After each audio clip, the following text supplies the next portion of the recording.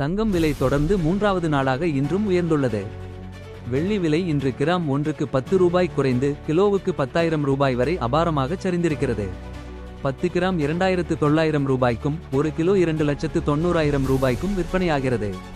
இன்றைய 24 கேரட் சுத்த தங்கத்தின் விலை 1 கிராம் 33 ரூபாய் உயர்ந்து 16,244 ரூபாய்க்கும், 8 கிராம் 264 ரூபாய் உயர்ந்து 1,29,952 ரூபாய்க்கும் விற்பனை செய்யப்படுகிறது.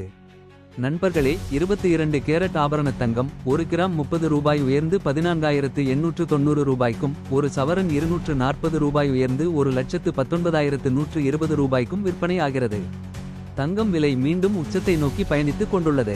இப்படி தங்க விலை உயர காரணம், சர்வதேச சந்தையில் தங்கம் விலை $166.67 உயர்ந்தது.